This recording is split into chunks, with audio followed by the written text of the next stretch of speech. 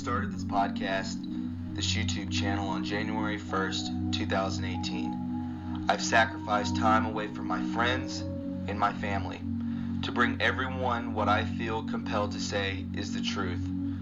I never felt more certain about anything in my life when I came across information like the Podesta emails from WikiLeaks and the videos of Joe Biden groping children visiting the White House. Those two main topics sparked something in me. My intuition, my being, told me that this was all true. It felt true. I wanted to tell people. I wanted to explain what I knew was true, not just believed to be the truth. I followed my gut, my intuition on happenings like this and others, because I know that it's my soul, my higher self, leading my body in the right direction. My soul, which is a part of Source or God, cannot be wrong, because God is not wrong. So I knew I must take this knowledge and help others, to expand our thinking, to be a part of what was to be the Great Awakening. I'm coming up on my 1-year anniversary of this channel. I've been handed community guideline strikes. I've been trolled and threatened. I've had friends and family call me crazy, but I persevered on. Together, we've obtained over 42,000 subscribers. I've had videos go viral topping 180,000 views. I've been on the cover of the LA Times. I've been complimented by Neon Revolt and Serial Brain 2, all in less than a year. But tonight may be the biggest accomplishment to date for me on this channel. Jordan Sather has been a leader for hundreds of thousands of people, showing us the cue drops, helping us all understand what this all means and why it's happening. He didn't have to help. He didn't have to share his knowledge, but he did anyways for the greater good and for the Great Awakening. And I'm gracious for that. We are all in this together, friends, and this is the coming together of humanity, guided by truth, love, and anons. Where we go one, we go all.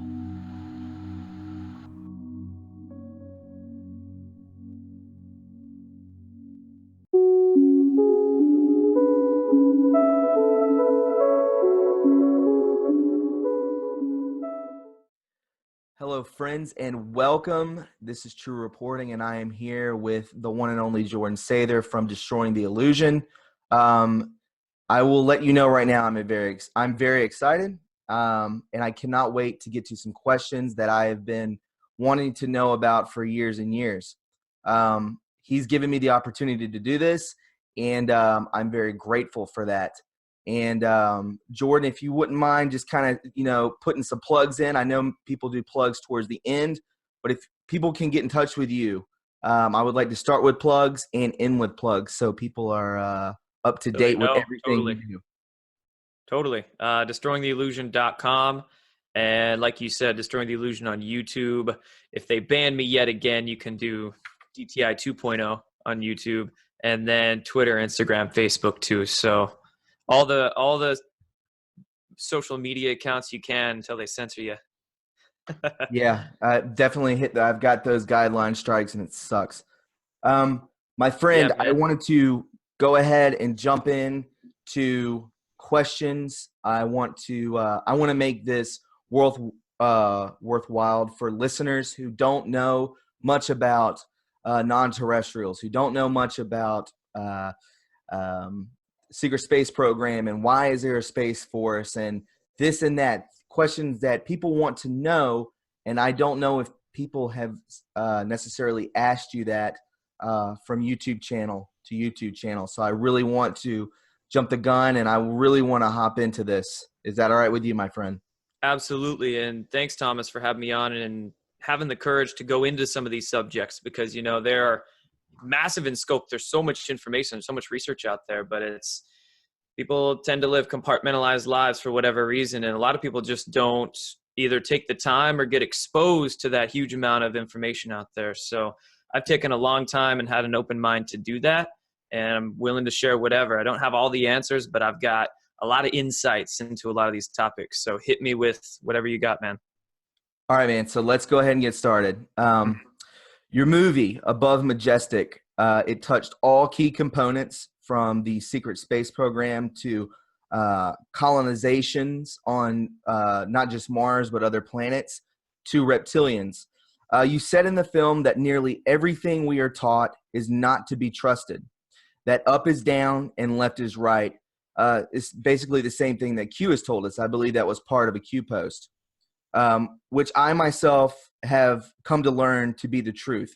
I believe that everything we are taught through public schools, through college, is just a part of almost MK Ultra, if you want to take it that far. Mm-hmm. What is your advice for someone who is trying to find out what is real and what is disinfo?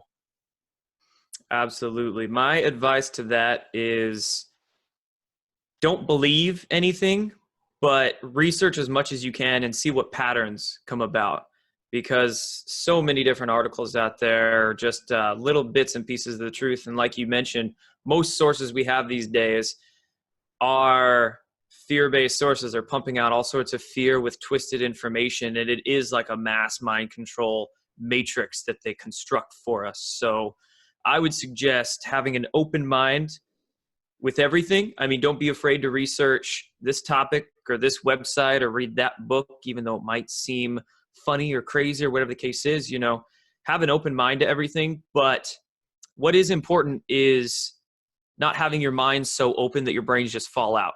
And that's like being so naive that you'll get caught up and believe anything just because either it feels good or it superficially sounds right, or whatever the case is. You know, discernment is a skill.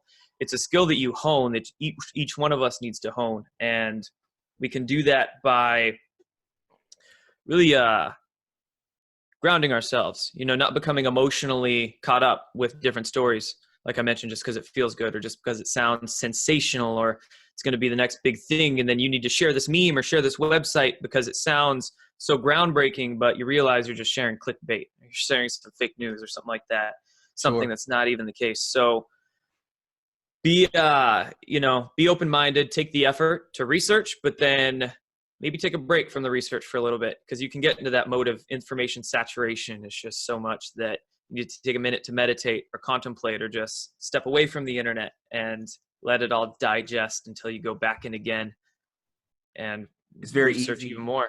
It's very easy to be black-pilled, correct? Yeah, black pilled. Any kind of color pill, man. You've got to go through all the different colors. Yeah.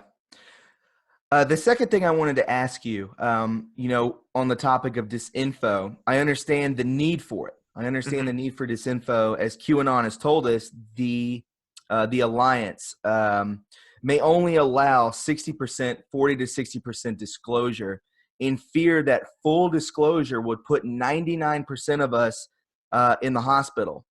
I believe that has to do with with this entire reality being some sort of matrix, and that possibly nothing is real, that we create the reality. Correct me if I'm wrong on that, but my question is, how do they create this so-called matrix, and why can't we see what we're supposed to see? So cool. We'll answer that in a couple steps. Why Sure. do they create the matrix? Let's define they first. So they, obviously meaning the deep state, the cabal, the, you know, occulted secret societies that have managed society for, could go back centuries or even millennia. So the reason they keep up that matrix is to, I mean, sometimes we can call these deep state or this cabal our human farmers. They literally farm us. They farm us for various resources, not only physically, but metaphysically too, our literal life force energy. So they keep up this matrix to continue perpetuating those systems, those slave systems that they've created. And what was the second part to your question there? The second part is, if they are doing it in fear that full disclosure will put us, they're doing it, or they don't want to release the information, full disclosure, Okay. because 99% of it will put us in the hospital. As Q has said, it said, I asked you, I believe that it has to do a lot with this entire reality being a matrix, and that nothing could be real, that it's not necessarily a hologram, but it's something that we're born into. And the question is, how did they create this so-called matrix, and why can't we see what we're supposed to see consciously? I feel like Gotcha. we're Okay, held I see. back, my friend. That's what I I see where believe. you're going with this question. Totally. So yes, this cabal has created this matrix to farm humanity essentially, and we're talking about disclosure by this alliance, by these white hats. Should they do a partial disclosure, a full disclosure? Because it becomes a philosophical issue. Correct. Humanity, we deserve to know the truth, but at the same time, it then becomes a kind of logistical or strategic issue, because we don't want society to absolutely break down and revel into chaos. So really where I stand on this is that I think it's very real. We're born into this reality that is here. It is around us. There is the idea of consciousness creating it, but it is there. We can't mess with it per se in that way. So we're born into it, and it's just deep. It is deeper. It's so much deeper than so many people realize. And I can understand where Q, or where this alliance is coming from, saying we're going to hold back some. Because truly, some of that evidence, some of that stuff, if you watch that, it's going to alter your whole life and alter your consciousness and scar you. And if everybody, we're talking if they play this stuff on all the news stations once the mass arrests occur, that doesn't need to happen. No. We've got people who would probably rather choose not to see that, and that's okay. But the thing is, there is the choice. And once this disclosure ball starts moving, even if this alliance Q gives us 40% or whatever percentage it is, it's going to just open the floodgates and cause the rest to occur. And people's interests are going to kick in. And if they want to know the full truth, they're going to be able to find that full truth. So it becomes more like an option thing. And I would say people like us and many of the viewers watching this interview, they're the people who have already kind of opened the floodgates for themselves, And that kind of segues us into the next part of this, is that disclosure is an internal thing. It doesn't come from any external source. External sources can help validate it, or they can help give you a lot of the truth, like Q's doing. Q's acting like a laser pointer or a way shower to connecting a lot of dots. But like Q says, the choice to know is up to you. Full disclosure is up to whoever wants full disclosure. And the more a person's going to look into it for themselves and disclose this deep reality to ourselves, the more you can say maybe enlightened or awakened or conscious that individual becomes. So if somebody doesn't want to look into full disclosure, great, that's their own choice, but they're not going to become as aware of things, as conscious as somebody who makes the choice to just go full bore into it. Can I kind of see what I'm saying? Yeah. Do you think POTUS is pushing us that way? Do you think he's trying to push us in that direction? Totally. I think POTUS, in concert with that military group behind him and whoever the heck is doing Q and all of that, that's the reason they're doing Q, is to push us towards that way. And that's why this alliance asked Trump to run and get into office, is because, well, one, they want to do this the easy way. They didn't want a military coup in the Obama years, but they are trying to push this as easy as they can into that full disclosure, and then just like put it out there for the public. And it'll start with FISA, and it'll roll into things the Clinton Foundation has done, and then many other branches and areas of the government. It's going to release a lot of corruption. I'm sure it will. And it'll be enough. Right now, my friend. Absolutely. Yeah. Huber's testifying next week, and maybe you can hopefully get this out before then, but totally, like, their point is to push us there and have it be enough. Like, that's the point, is that with full disclosure, it's just enough to get us over the precipice of that awakening, like enough to begin opening those proverbial floodgates for like the free energy technologies and the healing technologies and much of the information about that corruption to come out, so society gets it. So Correct. 300 million people in this country get it, not like the 0.01% of the conspiracy theorists, right? A lot of that's in your movie Above Majestic. You talk about they're holding back so much from us. And are we plebs? Are we plebs, Jordan? We're slaves? Yeah, we're muggles, bro. We're muggles. No, man, we're all Jedis, every single one of us. You And think? it's about, what's that? I said, you think that we Oh, are? totally. I mean, each one of us, we have human DNA in us, and we have, well, there's some other kind of DNA too. Like we are here Sure. with this third density self-awareness, this consciousness that can do some pretty amazing shit. We have a lot of latent abilities within us that, man, we're all only operating at 0.5%. Right. Some say, 5 to 10%, whatever the case is. But if you start really tapping into Mother Nature, tapping into your own inner self, your mind can do some Dude. amazing things for you. Yeah, I'm right on par with you, my friend. I'll be honest. And a lot of people, they're starting to dabble into things. Their minds are opening up, and they're experiencing more, and experience is the best teacher. You're not going to get your You're not consciousness. going to get distortion. You're not hearing it from somebody else's mouth. Exactly. Yeah, you're learning it on your own. No distortion from another person's hearsay, right? Yeah, and this is a good topic to bring up, segueing into the ET space topic. There's no better teacher than experience. And you can read as many books and as many internet articles as you want. That will raise your consciousness, but like you said, always a distortion. When you experience something, that's your truth. Nobody can take that away from you, and that experience changes your life. Now, we can talk about a lot of military whistleblowers who have experienced crazy stuff, and they've all come out over the decades, and many of them laughed off, and some of them suppressed and brushed under the rug. But many military witnesses have experienced some hardcore shit. It's changed their lives. It's made their lives really tough because they literally can't talk about a lot of the things, and it eats them up inside. But experience is that teacher, and there's no better thing to learn from than that. You can experience people's testimonies, but then you can go experience it for yourself. You can go to different, whether it's conferences, events, there's areas, there's ranches out there where people have, retreats you can come to and experience things in the sky. We're going to talk about that. Yeah. We're going to get into that. And okay, cool. Well, I'll just brief it now. We'll get into it deeper later, but I've been to places and seen, wow, craft in the sky. Wow. It's a loving experience. It's positive experience. It's not some negative, like, oh my God, that's a ghost or that's a demon kind of thing. You've done this yourself. Yeah. And there's intelligent correspondence between this entity, that entity. You're calling them in with intention, and they will show themselves. Power up in the sky, something like that, and then they'll go away. And this happens, it's perception is everything. First couple times it happens, you're like, holy shit.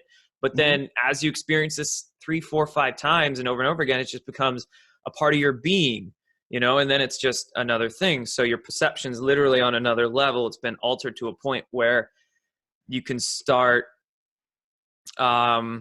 resonating with this sort of reality or something like that, But anyway, what shall we get into first? Okay. We'll get into the rest of that later. Okay. Yeah, we'll go into that later. I wanted to just we'll get more on topic here. I feel like we're kind of just ranting back more. No, it's great. I want to know. People want to know this stuff, man. This is not like, I think people really want to know these questions. You talk about people getting these experiences, and it can do damage to you. These experience, if such a magnitude hits your experience, your being, it can alter your DNA, all this kind of stuff. So there's a lot of variables to this. But we'll go on, and dude, and when you're talking about contact and this kind of stuff, and going to ranches and seeing these things, I can't help but smile, dude. Like I'm almost a little. You're kind jealous. of vicariously living it, yeah. To be honest.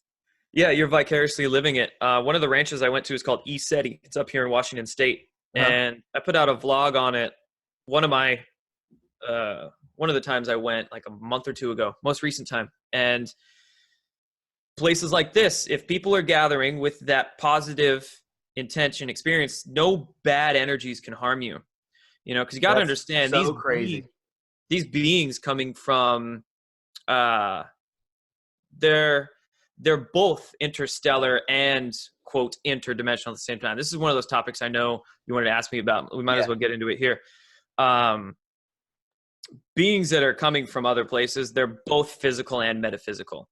I hear this interdimensional word thrown around a lot out there, and I don't think people have a firm logical grasp in what interdimensional or dimensions even are.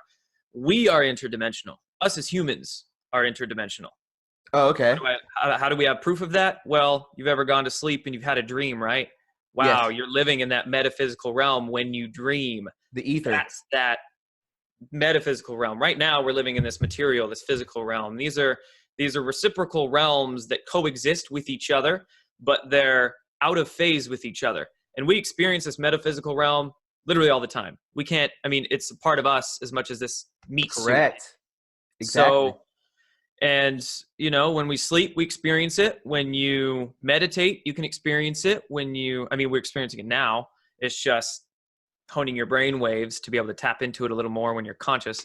When you go to sleep and you're unconscious, then you don't really have a choice, right? So these beings, they are physical as we are, but also non-physical, and they work much in the same realms than we do. They're physical beings, but they just are able to tap in. They're more advanced. They're a higher density than we are, but they're able to tap into that metaphysical realm a little easier than we are. We're a little ignorant. We are kind of plebes, muggles in a way. But the point of us being here is to learn how to tap in a little deeper into that consciousness. We could stay on this topic, which is very interesting. I have a question on it. You're talking about interdimensional and stellar. Are they actually on a physical ship? Are they controlling these crafts, or are they using it through consciousness? Are they not even on anything, or are they just appearing through and coming into our reality? Good question. And I would say the way it makes sense to me is that it would probably depend on the advancement of whatever you're seeing. And you can see them and kind of gather different observations, different data about what you're seeing. Like something could look like a Merkaba shape. There's UFO photographs out there, plenty of experiences as well, where many of these, call it an energy, call it a being, call it a consciousness in the sky, it manifests as a Merkaba shape, and it sits there and kind of glows, and you can see that literal sacred geometry in it. That could be a being or something that's, you know, like light, just light manifesting, and that's the consciousness projection and goes away. Might not even be a physical ship. But then again, there could be like a physical saucer, a craft, or a triangle that maybe a physical being is in. This craft itself, it has technology aboard, temporal or torsion technologies that make the craft able to go faster than light. So it might look like a light in the sky, but it could be a physical craft that's just moving or phasing in to our physical reality. So it's complicated, kind of, you see, but could be either or. There's a lot of variables.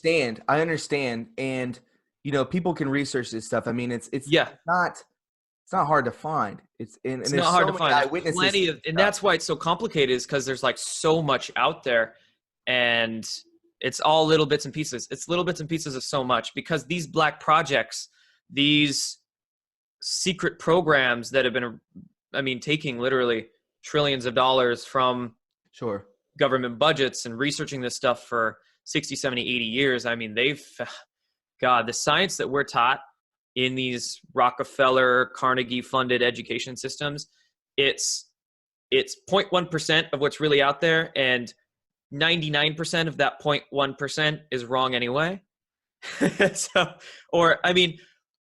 These institutions are really good at gathering data. NASA, MIT, Harvard, Yale, really great at gathering data. Oh my God, they're so good. They have all these satellites and spectrograms and infotropy and spectro gadgets and stuff, but they have a really tough time at putting it together, blending it together, and seeing a holistic view of things. And that is because a lot of the people who are paid to formulate the data formulate it wrong on purpose. Very, very, of course, muddy waters there. But our physical reality, man, is totally different. And I'll name drop a few of the researchers that I source a lot of this from right here, so people please just don't do, think my I'm friend. making it up off the top of my head. Of course, Nikola Tesla is out there, but Tesla was really he was a pioneer of experimentation. He didn't write or theorize his ideas quite as much. He was just like, I'm going to try this, and oh my God, this happened. And he was an experimenter, which we need more of these days. You know, mainstream science these days is just, lost in shitloads of mathematics formulas and all this Commercial, stuff. man. It's commercial. Exactly. And books and pages and not experimentation. They hear something like, oh my God, you can take a rodent coil or a Tesla coil or a capacitor or something like that and make it lift or make it suck in extra electricity, and they just throw it away and think it's crazy because it violates their glorious pages, their holy Bibles of science books. It will also it will propel us into the future, and whatever this darkness is, these entities, these people, they don't want us to propel. They don't want us to progress. Totally, because when we progress, they lose their whole energy gathering system for us.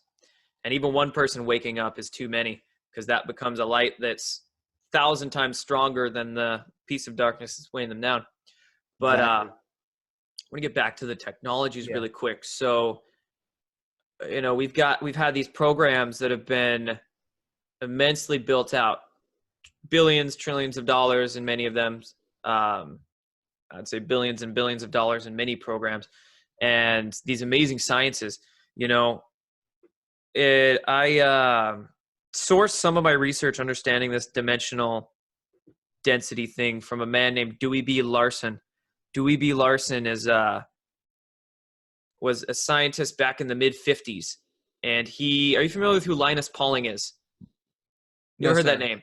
No. Linus Pauling is a big name in the health circles, actually the alternative health realm. He formulated ideas on how to basically heal cancer with vitamin C, intravenous vitamin C. But anyways, he won a Nobel Prize for that, actually.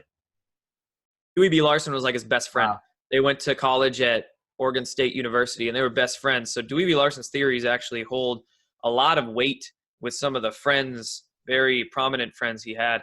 And he was a studier of so many different things, because that's kind of an issue these days. We compartmentalize our thinking with this topic or this topic or this topic, and that's why it's easy to mind control us that way. He studied all of it, and he was just like, a lot of it doesn't make sense. A lot of this stuff just doesn't, and he found that any time really mainstream science hits a wall with something that doesn't make sense, they make up a constant. They make up a constant or some like theoretical idea like dark matter or the Big Bang or some bullshit like that. And they call that the truth. And Larson was like, no, we're going to see how this works. Yeah, we're going to see how this works. And he devised what he called the reciprocal systems theory. And it has this idea that space and time are reciprocals of each other. Mm-hmm. And time flows just as much as space flows. Now, time with our science these days, Einstein, oh my God, Einstein's so smart. Mainstream science likes to take Einstein's ideas and say, we have 3 dimensions of space we live in 1 dimension of time. And time is this 4th dimension and it's linear. Not the case at all. Time and space are like conjugates of each other, reciprocals.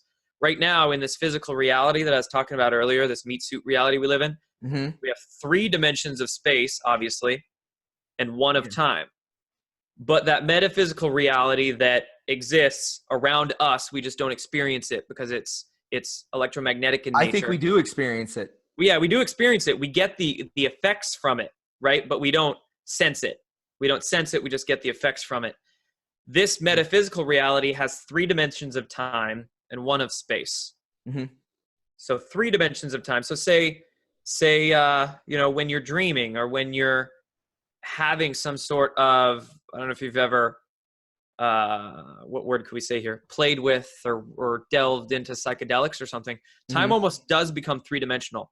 You start consciously perceiving a fractal reality, like hollow fractal reality. And you literally can think back and experience something so much more and literally get the emotion from it, or visualize into the future something that it almost feels real. Or when you're dreaming, when you're in that dream state, your pineal glands are releasing all that DMT when you're in heavy REM sleep. And if you become lucid in that state, you almost can control your reality. And that's sort of a description of this temporal 3D time, 1D space reality. Time is like flowing into everything, creating it, right? Creating space. Time is creating space. And space also creates time. as well. And it's crazy stuff, but looking into Dewey B. Larson's physics, there's a great website called conscioushugs dot what's the last three? It might be com or org, conscioushugs.com. But those writings, the PDFs on that website, are said to come from basically a man who worked in the Black Project called Montauk. Montauk was a child of MK Ultra. MK Ultra was back in the 50s and 60s. They started figuring out what consciousness was really all about. And then there were all these sub-programs that branched off afterwards. Montauk was one of them. If you've seen Stranger Things on Netflix. So real, man. There's so much truth in that show. Stranger Things is basically a little bit of MK Ultra. I believe they even show like pages in the show that say MK Ultra on it and shit. And it takes place in Montauk, New York, or like an East Coast kind of Montauk vibe. And that idea of that, spoiler alert, the people, in that show going into that meditative state and going into that ether time space instead of space time, using their consciousness to go into time space. Stranger Things, a lot of truth in plain sight there. And in that time space realm, in that metaphysical realm, that's where a lot of beings that are more advanced than us that can understand that realm more, that's where they thrive. That's where, say, the archons per se, or and help us, the spiritual entities, or what do they call it in Stranger Things, the demiurge, whatever. Do they call it the demiurge? Do they? I think they do. That's crazy. If they really use that word, then somebody's doing their research on that show. They know what they're talking about, man. Oh, dude, a lot of these, it's truth in plain sight for a reason. In many of these larger Hollywood, they call it upside down, right? Netflix, yeah, they call it the upside down. Mm-hmm. And think of that: space, time, space. Right. And this, so that Black Project, we could call him an insider. He goes by the colloquialism of Daniel on that Conscious Hugs website. He writes a lot of PDFs about Dewey Larson's physics and about this kind of space-time realm and how dimensions are a lot different than densities. You see, with densities, that's how compact the energy in a space is. So us, as human beings here in this physical reality, we're at the third density. We have fourth density, a fifth density. A lot of people get densities, in my opinion, confused with dimensions. They say fourth and fifth dimension, but that really makes no sense because you can only go 90 degrees so many ways. You're not going to like 90 degree yourself into some fourth or fifth dimension, but you can have different like octaves. Octaves are compactnesses of space where like the waves sync up and you can perceive that. So you can have like third, fourth, fifth, sixth, multiple densities here that could be existing like right next to you. You're just not seeing it with your eyeball. Right. Yeah. It's right, dude.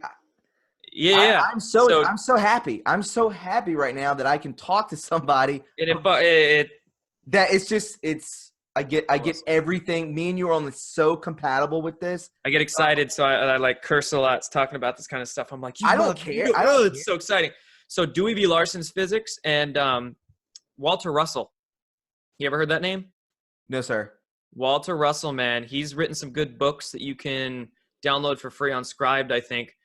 And it's out there, but Walter Russell was a freaking genius. He lived in America here in like Tesla's time. Tesla actually met him. Nikola Tesla and Walter Russell met, and Walter Russell gave Tesla a book or two of his, and Tesla read them, and he said, "This is amazing. Like humanity's not even ready for this." I think a quote of Tesla's was, "You better lock this up for 1,000 years because humanity's not ready." And Russell's physics, it was like a philosophical, scientific physics. It's often said that the priests are the scientists because it's all the same stuff when you really boil it down. And Walter Russell's work is kind of like that. He was a genius of so many different trades. He sculpted Mark Twain. He was a genius sculptor. So he sculpted Mark Twain and some famous people. He sold paintings. He wrote books. And he has created a sort of like university of science and philosophy. In his books, he was discussing how we live in he called it a universe of oh shit. It's a specific verbiage he used it, but it's like a dynamic interchange. And we have the name. I'm sure anybody can just look it up. So yeah, you can look it up. Plenty of good stuff out there about him, but Russell's physics is good too. It's helpful in understanding light, what light is. Light is basically everything. The Bible says, a lot of scripture says God is light. That's basically a consciousness. Everything's consciousness. Everything is light. And this physical reality is stemming from light and moving back into it at all points. What we see as photons is just a manifestation of light, Correct. Same thing as these craft. These craft can actually travel faster than the speed of light, because the speed of light is that boundary. It's that boundary between physical and metaphysical is the speed of light. And there's actually faster than light motion is commonplace in our universe. We could say there's all sorts of energy right now that's moving faster than the speed of light in that metaphysical realm.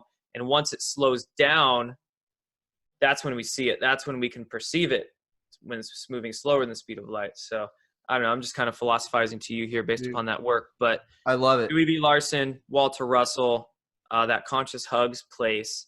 And yeah, man. So that's a lot of the kind of scientific ideas behind it. What other specifics do you want to get into? Dude, we can continue on. You want to name? What's that? We can talk Space Force, secret space programs, kind of the political disclosure aspect of things. I think that's going to be huge coming up. It's continuously in the news, different disclosures of it's here for a reason. That's a fact. You're naming people, and I wanted to name some people who you think are legitimate sources. I know you name people that you follow, but there's other people that they get the mainstream source. And then guys who have been in this for a very long time, who are still underground to the layman person. So I wanted to ask you, what do you think about these people? And we can talk about some of the information they put out, and then that'll be a good way for us to start talking about kind of the partial disclosure psyops, like deep state disclosures that we don't want, and kind of the fight for disclosure that we're seeing between these different factions of black hats, white hats, stuff like that. That's a really important conversation. So shoot those names. All right. So the first name I want to talk to you about is Paul, I believe is pronounced Hellyer, is the former Secretary of Defense in Canada. So a highly respected position. In quotes, he says, UFOs are as prevalent as airplanes in our skies. In quote, said that the world's powers are concealing the presence of aliens on Earth. What do you think of those statements? Yeah, I think they are very good statements from a very respectable source. Paul Hellyer, much of what I've heard him say is great. And UFOs being as prevalent as airplanes in our skies. Really, a UFO is just an object you don't really know. And it could be a man-made craft, and it could be one of their craft. That's the first thing you should really pop in your mind when you see an anomalous object in the sky is it ours or theirs? And depending on different data, different intelligence you gather, where you're at, what it looked like, how it was moving, the shape of it, et cetera, you can take a pretty good gander as to ours or their craft. But yeah, Paul Hellyer, good stuff.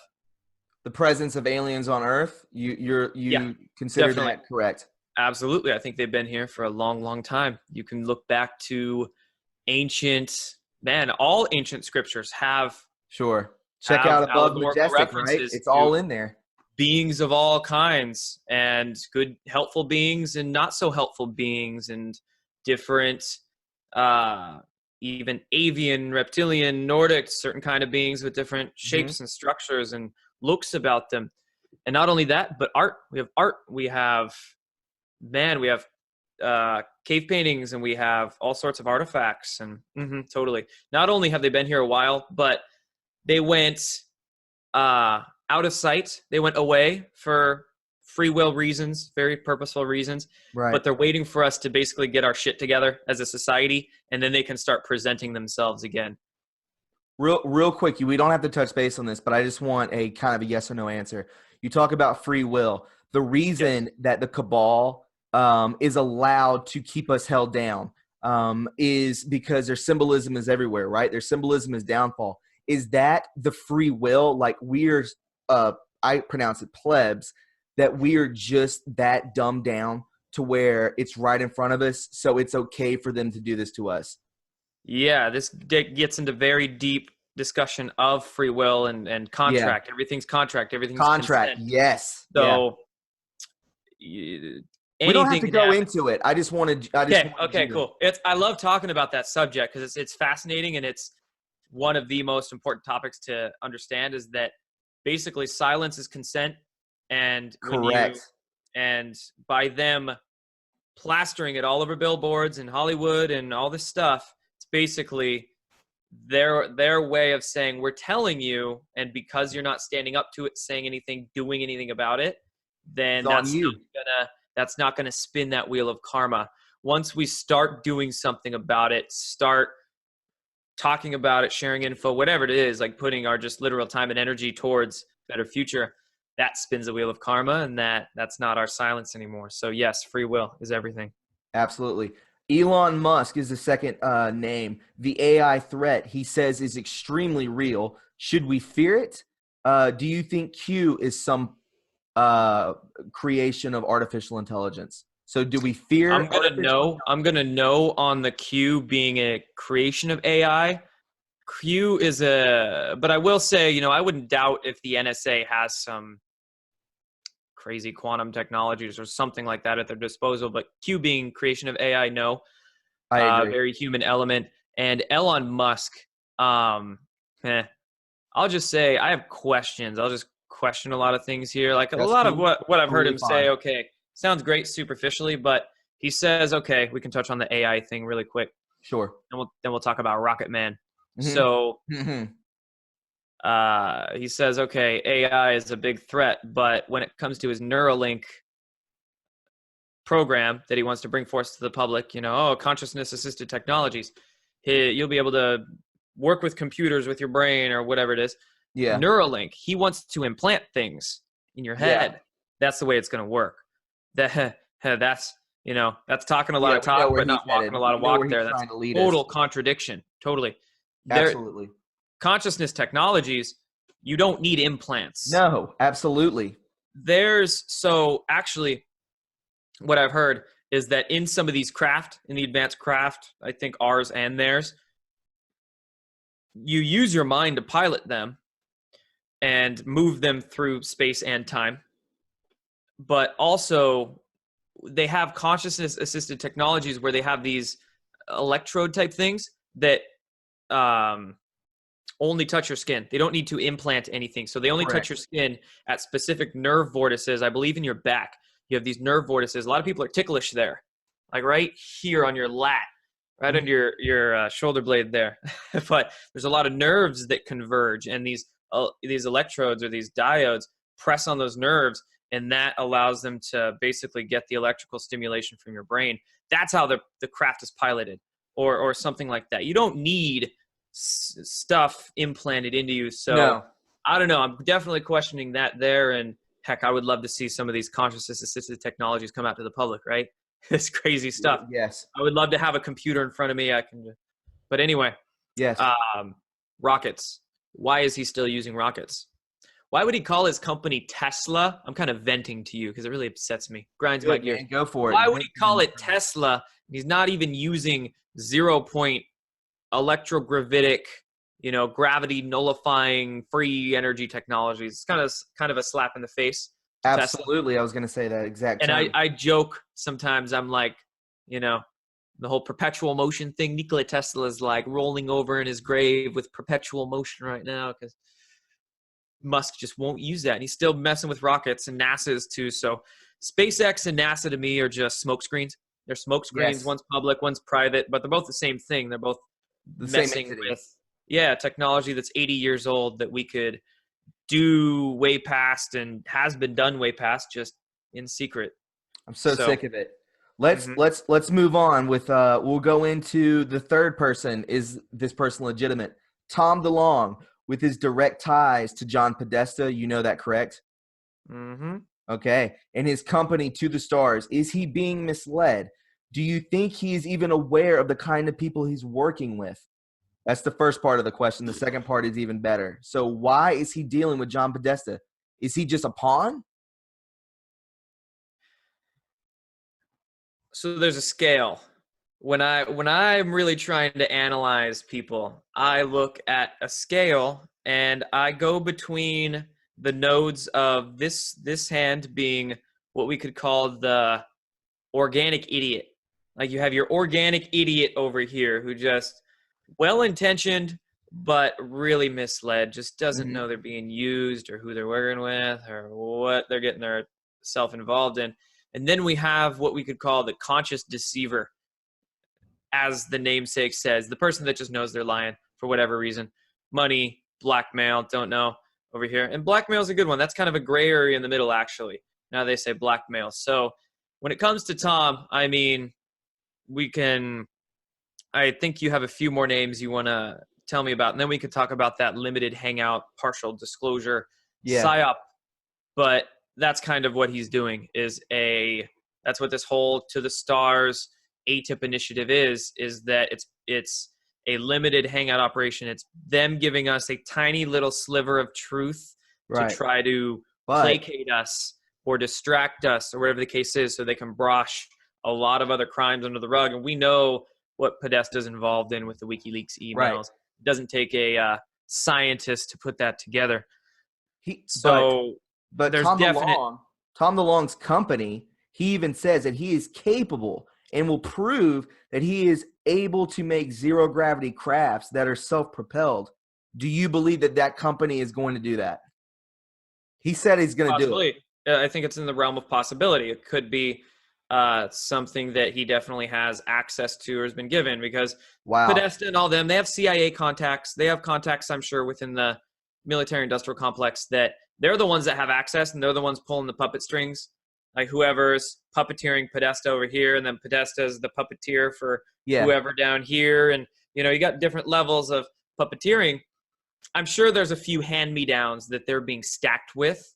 Mm-hmm. They're stacking the chips, so to say. They have stuff, I'm sure, even documents that could be given, a lot of stuff they could be given. And then here's this partial disclosure initiative with these sciences or technologies or whatever. Invest in us, venture capitalist, invest in us, people. Exactly. That's all he says is invest. It's going to make you billions. It's going to make you billions. It's going to make all of us famous. And then, oh, wow, the public will be so wowed by this limited hangout, partial disclosure, that we can then brush whatever else we've been doing with kids under the rug, or trafficking of who knows what. So short answer to your question is I'm very wary of what I'm seeing come out of there. It's you really have to separate information from the source these days. Information, great, could be true. He would be the first publicly. Could be true what they're saying, but context is everything, and there's a lot of stuff they might not be telling us. There's a lot more in what's unsaid oftentimes, a lot more said in what's unsaid than what's actually said. So that's very important to keep in mind when looking at a lot of these people. Like, what are they saying? Great, I'll read their books, I'll get their information. Might be some helpful stuff in there, but like we were talking about discernment earlier, what's not helpful, not resourceful in that. You like Bruce Lee? You a fan of Bruce Lee? I know of him. Yeah, I know he died. One of my favorite quotes of his, he was a great philosopher. You absorb what's useful, you reject what's useless, and then you add what's uniquely your own into it, your own flavor, essentially. So that's a good quote that I kind of live by. Go through all the research. You don't have to believe it just because you're reading it. And then you see, like I mentioned earlier, what patterns come up. You want to check this segue out. You're talking about Bruce Lee and mixed martial arts. Let's talk about Joe Rogan. He dismisses all of his previous conspiracies, the findings of those as fake. Is he a CIA asset, or do you believe he has been approached and silenced? I don't know, man. I mean, again, what doesn't he say? Everything. Because something said on his channel, and he just discredits it or throws his laugh out there about it. Yeah. So, I don't know. I don't think I've ever listened to more than 15 minutes of a Rogan podcast, just because it's very so popular. That's the reason I brought it up. Right? I know. And it's very good to bring up, because this sort of popular stuff, it's substanceless. Mm-hmm. There's no substance into it. Yeah. They bring up a word here and there, and they might have a popular name on their channel or something, but there's no substance into the podcast. And he could have, I mean, we were talking about puppeteers a minute ago. There could be some sort of puppeteer there or who knows what. But yeah, so no, I don't give much energy into what he says. And the last name I want to give you is David Icke. Is he helpful or harmful? Is there truth in his work that states the elites are in fact evil, shape-shifting entities? Is there proof behind that? Is he legitimate? A lot of his information, he would be blunt. I've picked up his books. I don't have any of his books on this bookshelf. Sorry, David Icke. But I have been in bookstores many a times, and I picked him up and I flipped through his pages and have had some interesting synchronicities with his book too. But no, a lot of his work is fantastic, but there are things that I disagree with him with. And the reptilian thing, I would definitely think that's more possible than not. A lot of evidence to it. Me too. Do I think they're shape-shifting? Not necessarily. And that gets into scientific, philosophical conversation of, what is it within the realm of possibilities. I don't think biological meat suits can morph. I think our DNA is encoded with a specific structure that we're kind of so true. We're stuck with, but not stuck with in a way. But yeah, we're stuck with our meat suits here. Although this then gets into the idea of, okay, those higher density beings, if a said reptilian or negative Nordic, whatever the case is, some higher density being is in front of you, this, say, fourth density reptilian, what sort of consciousness powers do they have? Can they project images into your brain and your, whatever wavelengths your brain's operating at, you perceive what they're trying to project into you? So could they look like they're shape-shifting? Maybe. Does that mean they're actually shape-shifting? No. And so I don't think, again, it gets complicated. It's not so simple with all these things. And then when it comes to the idea of Icke's theories on the political dynamics, especially what's going on in America here, he lives in Britain. I don't think he gets out of his house much. Quite honestly, that's not a dig to him. Like, I think it's true. I've looked. Yeah, it's true. I mean, look at his books. That's the reason I don't buy his books, because they're like $50 freaking bucks, and they're this thick. Yeah. I'm like, I don't have the damn time to read this right now. So he quite literally doesn't get out of his house much, and he's just not in America. So I think he has a lot of ideas on American politics that I disagree with. Has a podcast too, by the way. Oh, does he? Mm-hmm. I need to get into podcasting. I haven't done too much of that, listening or making. Mm-hmm. But yeah, so Icke, his work on history, great. Stuff on now, I don't know. I got you. Let's move on, man. We're going to go the next part. I want to call it the pyramid. Basically, it's from top to bottom. Who's in charge? Where do we go through? Yeah. Demiurge is some trolls on 8chan are gonna screen cap us. Yeah, they are. They're gonna do it. I don't care. Yeah. I'm used to it by now. I'm sure you are too, my friend. So literally, I was live streaming one time, and I did the eye thing. I went. Some troll is gonna screen cap this and put it on 8chan. About 2 hours later, I think I saw that.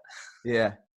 Hey. Okay, so we're going through the pyramid. Yeah. Like I said before, the pyramid we were going to get into part 4 is we start with the Demiurge on top, supposed creator, architect of the universe, or God. I know a lot of people won't like that, but this is from the Gnostic teachings.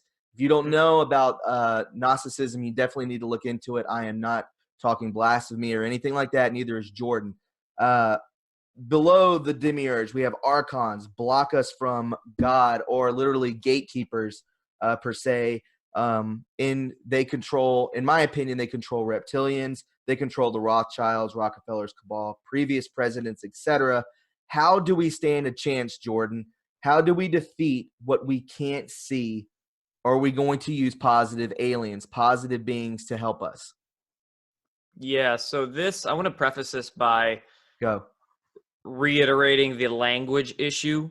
We're using the English language, which is a very dumbed down, difficult Germanic language, and we're trying to discuss concepts that, anybody can come through a different walk of life, and it's difficult to portray a mental image with a particular word that has so much connotation behind it, right?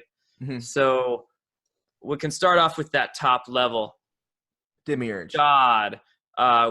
Demiurge, I mean, that has a negative connotation, and people go Satan, of course, negative connotation there. Yeah. Not saying Lucifer's the being of light and the God and all that, but what I'm saying is the idea of dark, or what you perceive as dark, good and bad are just perceptions. You can't have dark without light. You can't have light without dark. So God, the divine intelligence that created all creation, our prime creator, whatever you want to call it, again, language thing, whatever you want to call it, dark and light stem from that, right? So whatever extremely dark forces are controlling this planet, there's that exact same thing in extreme light that's waiting for us to wake up. And again, it boils down to free will. We'll get back to the free will component here in a sec, but we'll start going down kind of that pyramid you mentioned of the darkness controlling this planet. Just always keep in mind, there's that same thing in light that's duality. Exactly. So it's like, oh my God, here's these crazy, evil, negative entities, but it's not just that. Right. There's always hope. I would call it, like, you could say the archons, or some sort of higher density negative influence that is controlling things here. Those are the spiritual harvesters, the life force harvesters, all of the skullduggery, the nastiness that happens on this planet that the bankers and the Rothschilds and Rockefellers do. Like, it's for that higher energy source. It's to suck all of our life force. Like in the movie Matrix. I mean, yes. Matrix was truth in plain sight there. They woke up into this reality of people getting harvested. So yeah, there's that archonic influence. Even Q talked about that, right, Jordan? Yeah. I think that was mentioned in a Q drop. Look at the Matrix movie. It's it's like siphoning of energy, spiritual energy. So there's that influence, and then below that, you have your reptilians. Reptilians can be working with or under archonic influence, whatever. And I would begin to say, once you get to this planetary sphere, we start getting into like the elongated skull beings, and that's something that's very intriguing, is that there's been a huge suppression around the world of archaeological finds of a humanoid skeleton, but it's got this long elongated skull. It's like way back here. A big part of your Above Majestic movie. Yeah, that was a part in this movie, and this has been found all over the world. Sure. Hundreds of years ago, well before the internet, the Smithsonian, a huge job of the Smithsonian for the deep state was to suppress a lot of finds they didn't want in the museums and in the books. So a lot of large skeletons were found, and elongated skull skeletons, and you can trace some of the aristocratic families in Europe back to people that were painted in photos of like long-headed skulls. So if you actually look at some of the Rothschild family and Simon Parks, I think Simon Parks was a high official or bloodline person in European royalty, but he's got that, it's like an elongated skull head too. And then you're like, why are these Vatican people, like, what are they wearing on their heads? Are they trying to hide something? And so we have these sorts of bloodlines, and this gets into the idea of, okay, there's the 13 families of those bloodlines. Why do they all keep presidents related? They keep to their bloodlines because they think they have this like extraterrestrial, the special lineage in their DNA. Do they? So, do they? Do they? Sure, they could, but all of us do. It's not something special to them. We've all got special, fused chromosomes. Our chromosomes 2 and 3 are fused. We all have junk DNA within us. It's not they just believe that their bloodlines are unique and the ones that should rule. It's like an egoic thing. It's this extremely just arrogant egoic thing. They are smarter. They do keep the money. They enslave us. I've met some pretty damn smart Anons on 8chan. So, dude, me too. Oh my God. You're right, man. Maybe some of them have elongated skulls and they're just sitting there. I'm not bashing the middle class, the lower class. Are you alien racist, bro? Are you an extraterrestrial racist? No. Please don't push me into that category, please. Actually, I mean, it's something to kind of think of because, with a lot of these ufologists out there that are pushing like all ETs are good or all ETs are bad or this Yeah. stuff, you could get like what, reptilian racist? All reptilians are bad, and you could Yeah, have yeah, one yeah. sitting there that's like, I'm just envisioning some, I don't know, They're like spraying them with a fire hose and stuff. right? Some Yeah. like lame Hollywood B movie right now where it's this like reptilian there that's all happy and the humans just like burn them at the stake. But Yeah. no, yeah, Let's that's something to think about and yeah, dude. understand. Dark and light, it's like both are necessary to come to consciousness with, and then you once you transcend that duality, you're like, okay, dark is actually helpful in many ways. On this planet right now, if it wasn't so freaking dark, if it wasn't so nasty, Dark. so much nasty shit, we wouldn't be having the as great of a great awakening as we would. I mean, the more polarity you get this way, the more you're going to bounce back and get that same polarity this way. So it's yeah, that's a important spiritual understanding there. So we get down to the bloodline families. Maybe some of them have elongated skulls. Maybe some of them don't. Whatever the case is. Then we get into their subordinates below them, and we get into their, then you get into the heads of the board directors, the few hundred Right. corporations that control 98% of the money flow on this planet, Council of Foreign Relations, and you get into the public people. So the public people are many puppet strings down, many puppet hands down from the real controllers that don't show their faces, I've and talked many of to them that might Go not ahead, even I'm be sorry. humans. So I've talked to many of my listeners about how what do we all glorify? What do we all love is money. We pawn over this. We kill ourselves. We work our hands to the bone for this worthless, dirty money that is not worth a damn thing. And is the money, does that create the energy? Money is energy, in my opinion. We'll kill each right, other for money. I honestly don't think it's money, Hmm. because money is just a representation of value exchange. I Hmm. think it's more an issue of what is valued. People value being a status symbol or being a sex symbol or having the fancy car, the fancy house, like Superficial, whatever the money materialistic. buys. Yeah, money is just kind of it's a neutral thing. The thing is, most people, the people with most of the money are just evil fucks. So sorry, Yeah, I evil don't care. Yeah, yeah, yeah. meatheads. So they money has become had a bad connotation to it, but there's a lot of good people out there doing great stuff with money, and it's sort of the unfortunate state of things that we have to deal with the financial system that we have. But money is just a value exchange. Yeah, Gold can be money. Dude, I've seen people literally like barter with marijuana and other things like that. It's like anything can be a money. It's just sure. what are we Leverage. valuing internally? And yeah, I'm much more for a barter economy than anything. And Oh my actually, God, yeah. when you get into we're going to go big picture here. When you get into a global system of abundance, so you see, we live in economic systems of scarcity right now. Doesn't matter, and money kind of fuels that. Doesn't matter if Yeah, you call it communism. Doesn't matter if you call it capitalism. Doesn't matter if you call it whatever the case is. yeah. Those are all based on scarcity. So capitalism is the using of finite resources over and over Here. again, having to replenish it and getting people jobs to just stay in that never-ending loop. Communism is kind of a similar thing, but then you have the government just being the ones that fulfill it all instead of private corporation. So same thing, communism, capitalism based on scarcity. Abundance, you see, the reason these free energy technologies are so suppressed is because they are abundance related. They're based on a new set of, implosive time-space physics that has been suppressed, hidden away. And it really creates over unity electricity, and you can start melding matter and all sorts of amazing things. So once we get back into an economical system of abundance, it really doesn't even become an economical system anymore.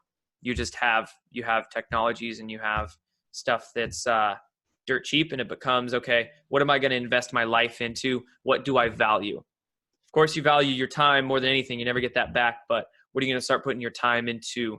Are you going to create and produce, or are you just going to consume and waste away? So, yeah. And money for now is just sort of like a value exchange sort of thing. I don't mind dealing with dollars, but I'd much rather deal with other things, actual goods that are useful. And Yeah, I'm it sorry. kind of, one last just kind of philosophical Go, my thought friend. here. Yes, this is great. It's speaking of this value, I like to think of the fisherman idea in that if you give a fishing pole to somebody who doesn't know how to fish, that fishing pole is worth nothing. It has no value. But if you give that fishing pole to somebody who does know how to fish, it becomes much more valuable. Correct. So that's why our barter economy is really going to be the next big thing. And we're going to do away with these paper dollars in due time. But we're fighting the money creators until we get there. The ones who just enter nothing on a computer and create it out of thin air. I hate it.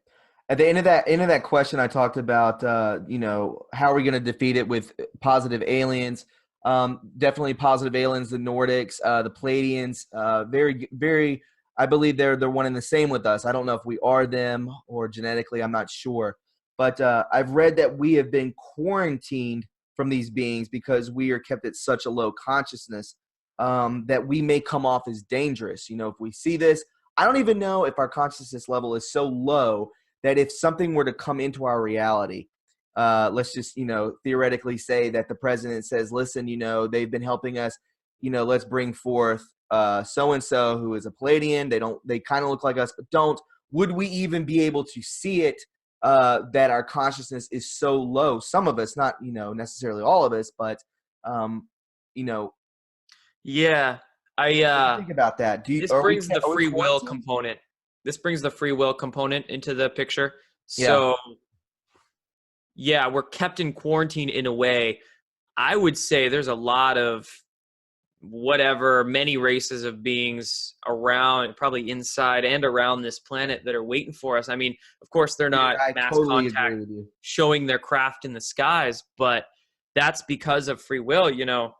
It's a fear thing. A lot of people, they don't believe it. And if something were to manifest in the space in front of them, entity, light being, whatever, a lot of them would instantly get that fear component.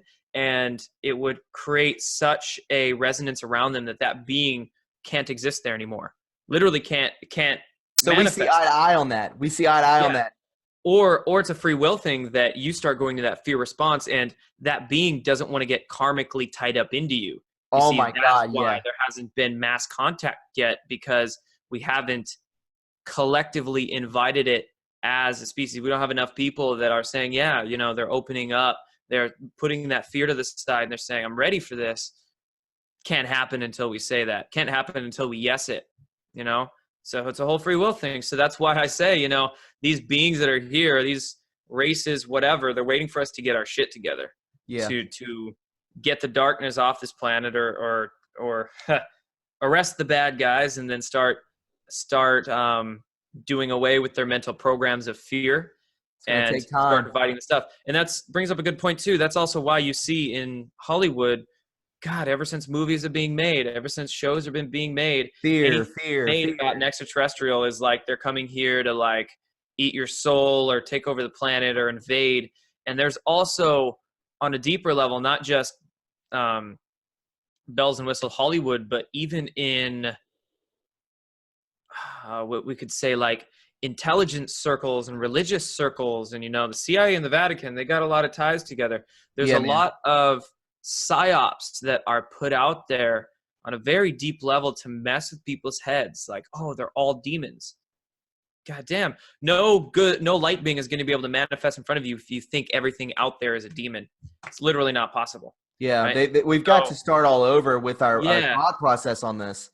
And I'm not saying, this brings up another good point too, I'm not saying that every being out there is positive. There's many negative entities that we've been outlining in this whole conversation. We've gone through it, yeah. But it's all about intention. It's all about will of the individual. You are strong enough to push away any negative entity that is trying to attach onto you, to parasite onto you. All you have to do is invoke the intention of positivity, whatever the case is. And it's subjective to the individual oftentimes. There's been stories and testimony of, say, a shadow being or an archonic entity trying to latch onto an individual, and their life experience just brought them up in a religious household, so they invoked the name of Jesus Christ, and then boom, shadow being gone. That's basically what saved them in that instance. Now, me personally, I actually grew up hardcore atheist, and I've hardly read a page of a Bible in my life, but I can invoke that same sort of light by just whoever, maybe, the freaking energy of Bruce Lee or whatever. This, like my God, whoever it's, again, it's subjective to the individual. Yeah. Some Buddhists would invoke their own light God, but as long as it is a service to others, like service to others energy, it's a very good way to think of beings, think of entities, as it's not like good or bad, because good or bad are subjective in a way, or dark or light even, but service to others or service to self. So is somebody being basically a parasite in nature, or are they offering something? Right. It's kind of like that consumption production thing I just mentioned too. Is this being trying to give something to the experience that's going to progress, or are they just soul suckers? So and you can invoke any intention you want in that experience. That's why you can go to ranches like he said, we were talking about earlier, and intent, that's your yes. You're opening up that consent for them to show themselves. There you go. Positive experience. It's happy, jolly old time. And right. If you are a mentally and physically broken individual, and you're walking around life in a very fearful state, those are the ones who are more suggestible. These spiritual entities can latch onto these folk. And these people are also more susceptible to mind control technologies too. MK Ultra, in those programs, they picked the most broken individuals to work with because they're the ones they could crack. They're the ones they could get alter egos into. In the Montauk Project, in their consciousness experiments they were doing in the Montauk Project, trying to, see what they could do to space time with human consciousness, they often picked out homeless people on the streets of New York to work in the programs. Sadistic, man. Sadistic shit. Yeah. But, like a box that fell over there. That's weird. That was really weird. What fell? Is that a tripod? I don't know. You can edit that out. So yeah, man, that's sadistic stuff that goes on in those programs. But that's an example of it's all up to the individual. We are not powerless beings here in this little third density, even though it might seem like it. Oh, I'm just one tiny little human on this planet, and there's all these angels or demons or aliens out there that are so much more advanced, but they're really not. We're all working with the same principles. We all have the same laws at our disposal here, no matter what planet you came from or how many spaceships you took to get here, whatever the case is. We all have the same rules, playing by the same rules, same game. Do you talk about these ranches and stuff you go to? Have you done CE5? Do you know what that is? Yeah, CE5 is a fancy term for basically human initiated contact. And there's a lot of groups, there's a lot of people out there that, call their events CE5. You can call it that if you want. Some people call it a skywatch. Some people call it a, gathering that they do. But yeah, and there's some specific protocols that people attach to their CE5. But it's basically just getting together and having a positive, jolly old time, trying to see some stuff in the sky, see what you can get to manifest in front of you.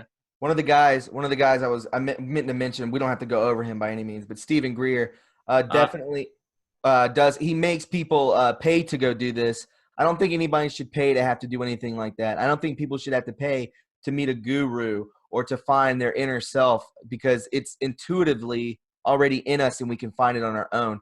So if you go to offer someone money to advance yourself in any way, be wary of that, because I believe there's a lot of crooks out there. And I don't fault someone inherently because they're taking their time to put a program together to to hold this event and whatnot and spearhead it. So it's okay if someone charges money, but I've heard Greer charges quite a bit of money. And 300 for a instance, pop. like one ranch I go to is called ESETI. It's on a guy's private ranch. It's his homestead. They cook breakfast there and have coffee. So Nice. pay a little bit of money to go there, but It's not a problem. Yeah, like it's like Airbnb rates.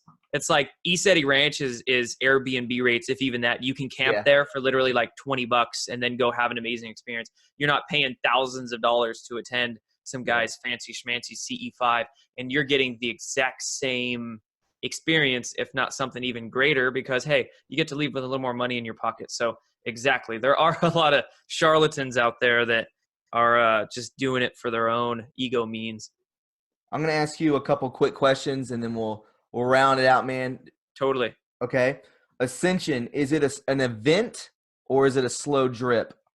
God, that is a really good question, man. Honestly, that is a good one. Because I would say it's kind of both in a way. I mean, we're going through the slow drip right now, but it's an exponential process. I kind of see it. So we already have all sorts of crazy, weird anomalies going on our Earth, in our solar system, with our sun, in our galaxy. And we can go through all these levels and note them. I mean, on our Earth, we've got strange particles coming out of Antarctica, and we've got these things called noctilucent clouds. Mm-hmm. Very interesting thing. I've seen them with my naked eye too, and I didn't know what they were at the time. And it's like rainbow. Kind of. They're glowing clouds. They're literally glowing clouds that are only found over the poles because they're glowing by in the ionosphere through electricity. Mm-hmm. And they're really high up. They're 50 miles high. They're 10 times higher than any water vapor. So it's not water vapor. But scientists are like, what the heck are these clouds? They're kind of confused because they glow. They almost look like the aurora borealis, but they're not, because it's not moving. It's just static. So what does that tell you? Why are we seeing these? Well, it's not just a why, but it's why are they moving more south every year? It used to only be at the North Pole, but I live in Washington State, and I saw them with my naked eye. So these things, they've been seen as far south as like Kentucky and even that latitude there. So that's an evidence of our electric universe we live in going through some changes. Yeah. Antarctica, the particles we found there, and that's at the South Pole as well. Very interesting spot on our planet to note new sorts of, particles being found or waves being found down there because of the structure of energy flow, torus, in from the top, out from the bottom. So we've got changes going on with the energy structure of our planet. The Schumann resonance has been getting heavier. Our magnetic poles of this planet, they've been shifting. They're not over Antarctica and the Arctic anymore. Our magnetic North Pole is actually over Siberia, and our South Pole is drifting like up almost to like Argentina, Chile, the very bottom of South America right there. So that's just our planet, man. I'm just going over planetary changes. Got our sun. We've got the North Pole of Saturn glowing, and it's in the shape of a hexagon. We've got storms, it's just examples galore. So there's definite changes going on, and it's getting more exponential. And I think it is going to lead up to a particular event where in our lifetime. Yeah, I do think so. And I think it's going to be in our lifetimes because it depends on us. Absolutely. A lot of people, that's what I wanted to hear. A lot of people look at it as a one-way street. Like, okay, sun pops off a solar flare. That's the event. Boom. Christ consciousness returns and bang, ascension. But I think we stimulate it as much as it's stimulating us. There's always a biofeedback. There's always a interchange. That was one of Walter Russell's words that he loved to use. There's an interchange between energy and the high. Our consciousness on this planet, we're vibrating higher and higher, to use new agey terminology, but we're getting exponentially more freaking woke here.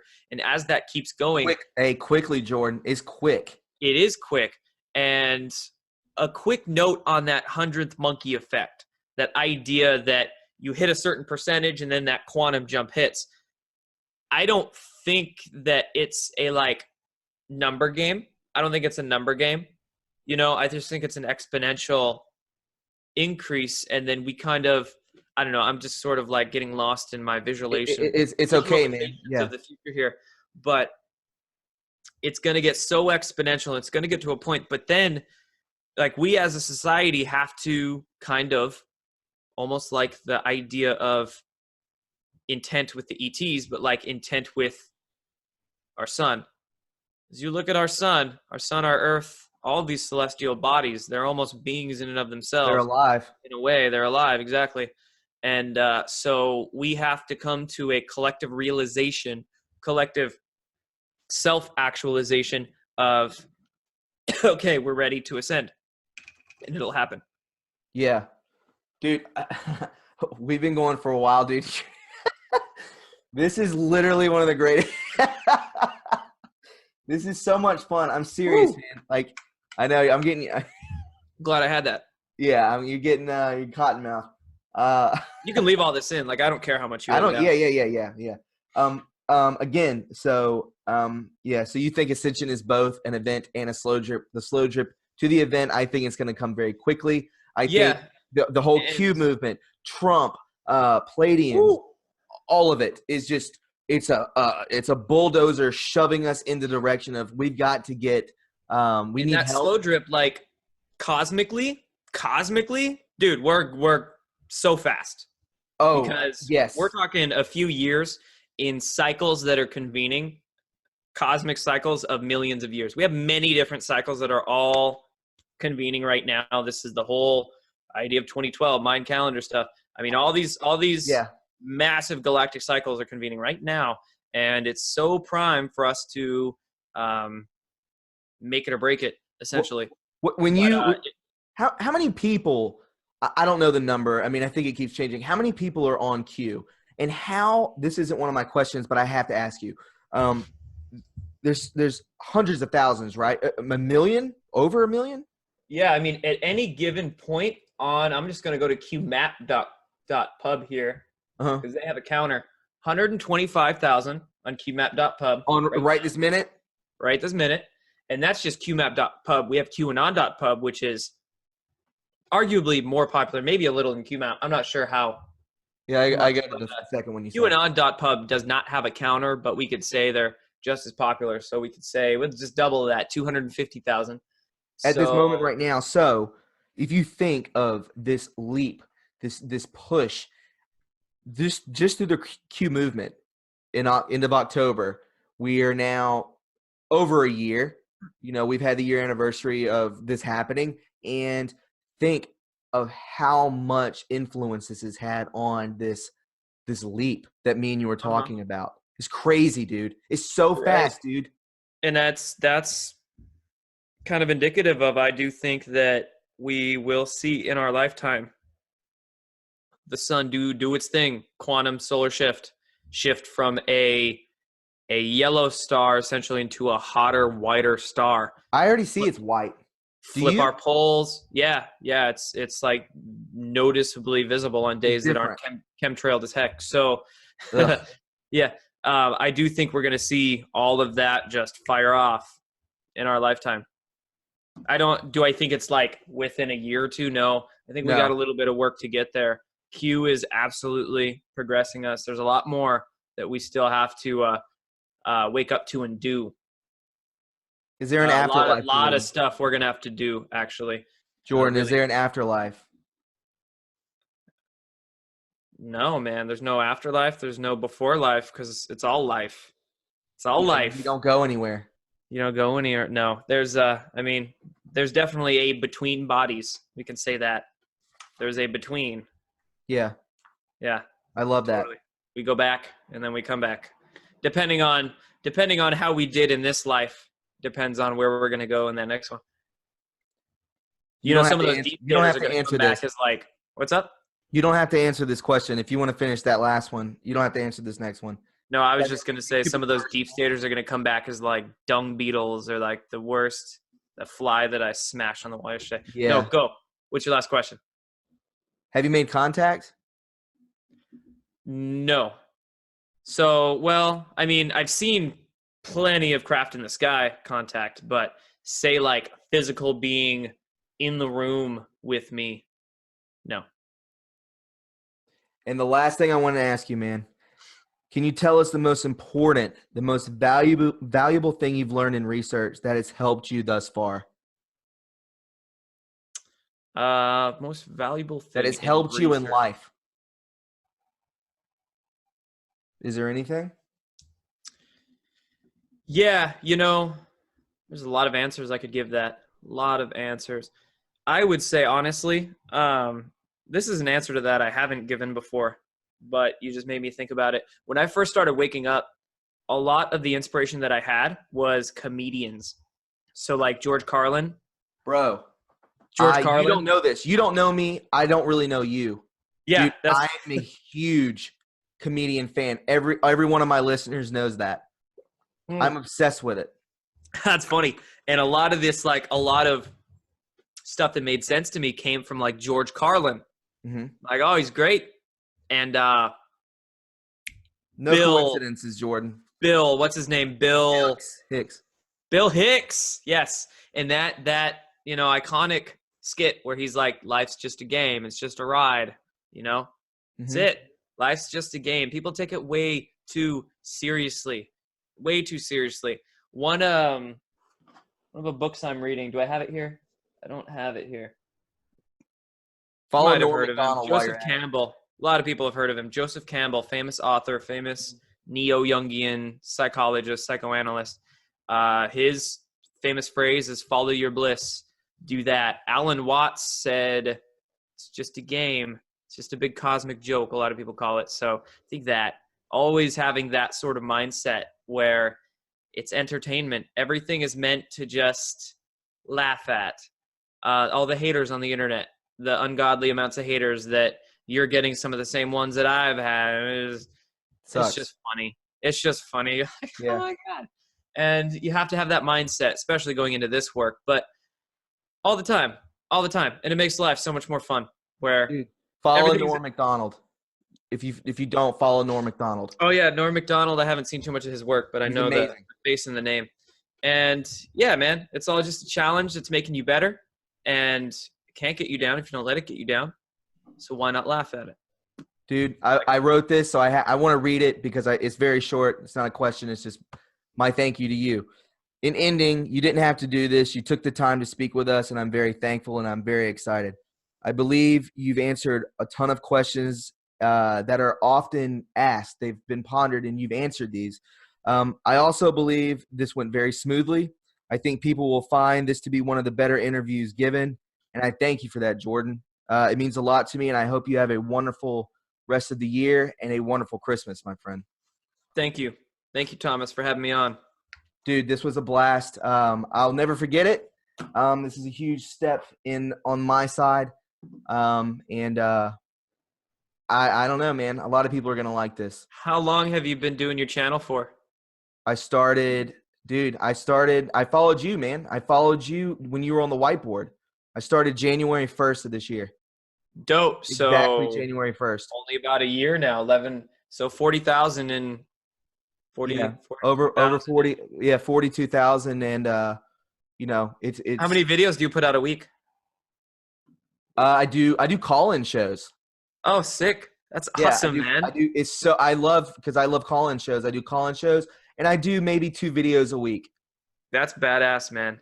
Yeah, I do a call-in show every night, man. I've had Neon Revolt on too, man. Oh, no shit. Yeah, does he show his face at all? No. No, okay. I'm talking about it on the live chat. He'll come in.